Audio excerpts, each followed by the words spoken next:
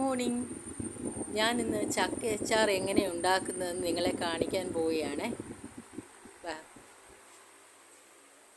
ഒരു പാൻ അടുപ്പത്ത് വെച്ചതിന് ശേഷം തീ കത്തിച്ചിട്ട്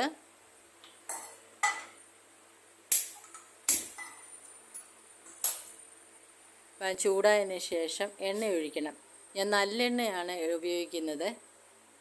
നല്ലെണ്ണ ഒഴിച്ചു കടുപ്പ് പാനിൽ ഇട്ടതിന് ശേഷം ചൂടായതിന് ശേഷം നമുക്ക് ഇഞ്ചിയും വെളുത്തുള്ളിയും അരിഞ്ഞത് ചെറുതായിട്ട് അരിഞ്ഞതും അതിനകത്ത് ഇടണം. ഇഞ്ചിയും വെളുത്തുള്ളിയും അരിഞ്ഞത് അതിനകത്ത് ഇട്ടു. ഇനി അത് നന്നായിട്ട് വഴറ്റിയെടുക്കണേ. അല്പം ഉപ്പും കൂടി ഇട്ടിട്ട് വഴറ്റിയാൽ പെട്ടെന്ന് വഴന്ന് കിട്ടും.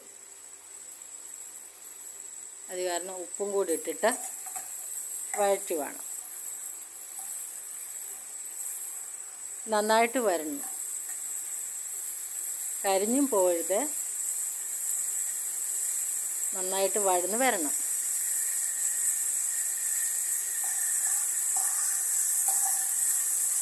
അങ്ങനെ ഇളക്കി നന്നായിട്ട് വഴന്ന് വരണം. ചക്ക പിന്നെ ഞാൻ തലേദിവസം അരിഞ്ഞ് കടുമാങ്ങയ്ക്ക് അരിയുന്ന പോലെ അരിഞ്ഞ് ചെറുതായിട്ട് അരിഞ്ഞിട്ട് ഉപ്പും മഞ്ഞൾപ്പൊടിയും കൂടി പുരട്ടി വെച്ചതാണ്. ഇന്നത്തെ രാവിലെ എടുത്ത് അതിൻ്റെ വെള്ളം ഊറ്റിക്കളഞ്ഞതിന് ശേഷം മാറ്റി വെച്ചിരിക്കുകയാണ്. അപ്പം മഞ്ഞൾപ്പൊടിയൊക്കെ ഇട്ട് വെച്ച് കഴിഞ്ഞാൽ മഞ്ഞളിൻ്റെ ഇതും മഞ്ഞൾപ്പൊടിയും ഉപ്പും കൂടി പുരട്ടി വെച്ചാൽ മഞ്ഞ കളറും വരും. പിന്നെ ഉപ്പിൻ്റെ ആ കഷ്ണത്തിലെല്ലാം ഉപ്പും പിടിക്കും.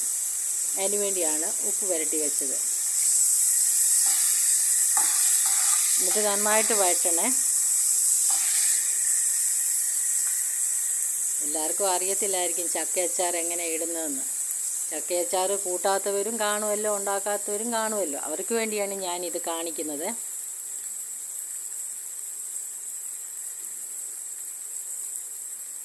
ചിലർക്കൊക്കെ ഒത്തിരി ചക്ക കാണുമല്ലോ, വെറുതെ വേസ്റ്റാക്കി കളയുന്നതിലും നല്ലത് ഇങ്ങനെ അച്ചാറൊക്കെ ഇട്ട് വെച്ചാൽ നല്ലതല്ലേ. പിന്നെ ചക്ക കൊണ്ട് പല വിഭവങ്ങളും ഉണ്ടാക്കാം.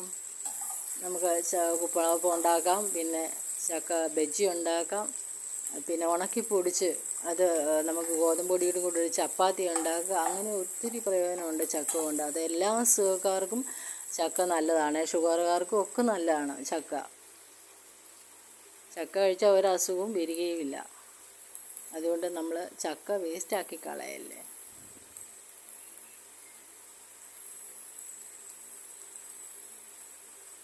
അങ്ങനെ ഞാനിപ്പം വരിക്കച്ചക്കയാണ് എടുത്തിരിക്കുന്നത്. വരിക്കച്ചക്കയാണ് അരിഞ്ഞെല്ലാം വെച്ചിരിക്കുന്നത്. അപ്പം ഇത് ഇഞ്ചിയും വെളുത്തുള്ളി നന്നായിട്ട് വാടി വരട്ടെ.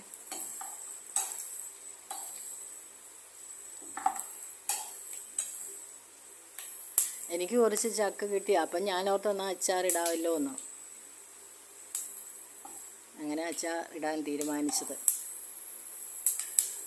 കഴിഞ്ഞ പ്രാവശ്യം ഞാൻ കുറച്ച് അച്ചാറിട്ടായിരുന്നു, നന്നായിരുന്നു. പിന്നെ പലരും പറഞ്ഞു നല്ലതാണെന്ന് പറഞ്ഞായിരുന്നു. ചക്കയുള്ള സമയത്തല്ലേ നമുക്ക് ഇങ്ങനെയൊക്കെ ചെയ്യാൻ പറ്റത്തുള്ളൂ.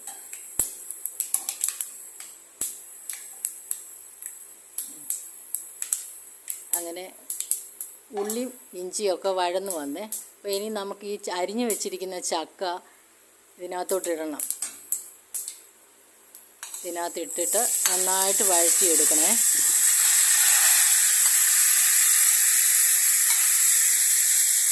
ഒത്തിരി കുഴഞ്ഞും പോകരുത്, ഒത്തിരി കുഴഞ്ഞു കഴിഞ്ഞാൽ അഴുക്കാം.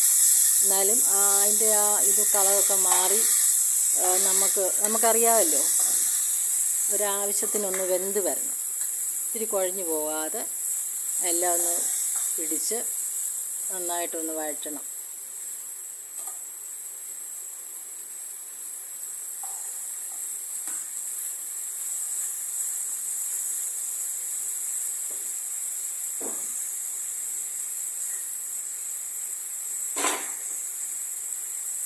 പല സ്ഥലങ്ങളിലും പലർക്കും പ്ലാവൊക്കെ ഉള്ളവർ ഇങ്ങനെ വെറുതെ ചക്ക അളിഞ്ഞു പോകുന്നത് കാണാം. അങ്ങനെയൊക്കെ അളിച്ച് കളയാതെ നമുക്കിങ്ങനെ പല വിഭവങ്ങളും ഉണ്ടാക്കാമല്ലോ. പഴുത്തയൊക്കെ ഇപ്പം പിന്നെ കൂഴച്ചക്കയാണ് അതിൻ്റെ ഇതെടുത്തിട്ട് നീരെടുത്തിട്ട് ജ്യൂസൊക്കെ ഉണ്ടാക്കാം. അങ്ങനെ കുമ്പിളപ്പമൊക്കെ ഉണ്ടാക്കിയാൽ നല്ലതല്ലേ.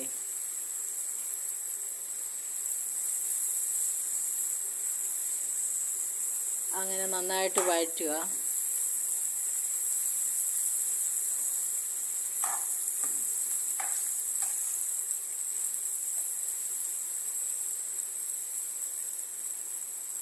ചക്ക ബജി ഉണ്ടാക്കാൻ നല്ലതാണ്. കടലമാവൊക്കെ ഇട്ട് ഇത് മുളക് പൊടിയും ഉപ്പും എല്ലാം ഇട്ട് നമുക്ക് അത് ബജി നല്ലതാണ്. പിന്നീട് ഞാനത് കാണിക്കാമേ ബജി എങ്ങനെയാണ് ചക്ക കൊണ്ടുണ്ടാക്കുന്നതെന്ന്.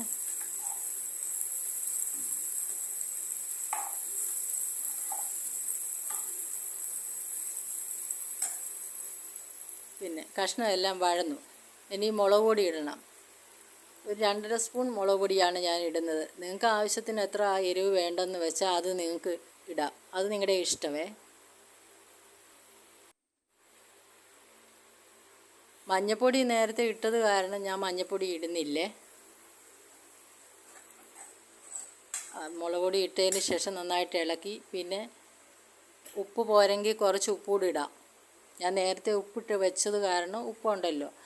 പിന്നെ കായപ്പൊടി ആവശ്യത്തിന് ചേർക്കുക. കായപ്പൊടിയും മുളക് പൊടിയും ഉപ്പും എല്ലാം കൂടി ഇട്ട് ഒന്നുകൂടെ ഇളക്കണം. ഉലുവാപ്പൊടി ചേർക്കേണ്ടവർക്ക് ചേർക്കാമേ. ഞാനിത് ചേർത്തിട്ടില്ലേ.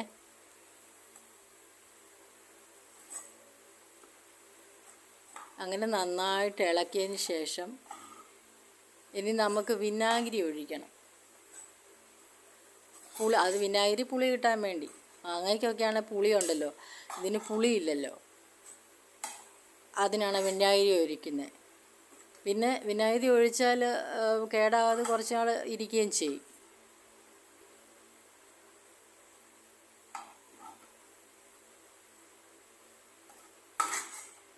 അങ്ങനെ നന്നായിട്ട് ഇളക്കി എല്ലാം മിക്സായി.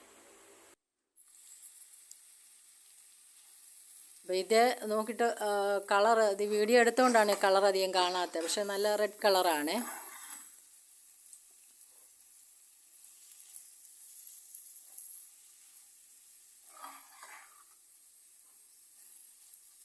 അങ്ങനെ വഴന്നു.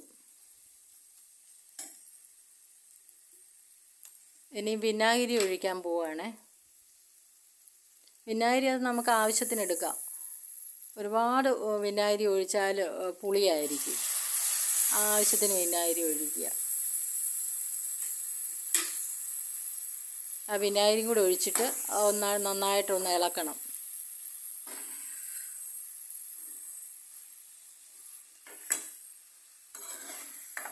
ചക്കയച്ചാർ റെഡിയായേ. നിങ്ങൾ എൻ്റെ വീഡിയോ ഇഷ്ടമായെങ്കിൽ നിങ്ങൾ എൻ്റെ ചാനലൊന്ന് സബ്സ്ക്രൈബ് ചെയ്തേക്കണേ. പിന്നെ ഒന്ന് ഷെയർ ചെയ്ത് അറിയാൻ വയ്യാത്തവർക്ക് വേണ്ടി ഒന്ന് ഷെയർ ചെയ്ത് എല്ലാവരും ഒന്ന് കാണട്ടെ ചക്കയച്ചാർ എങ്ങനെയാണ് ഇടുന്നതെന്ന്. അറിയാവുന്നവർ പലരും കാണും. അറിയാൻ വയ്യാത്തവർക്ക് വേണ്ടി പറയുകയാണേ. ചക്കയച്ചാർ റെഡിയായേ. എല്ലാവരും ഒന്ന് ചെയ്ത് നോക്കണേ എങ്ങനെ ഉണ്ടെന്ന്. അഭിപ്രായമൊക്കെ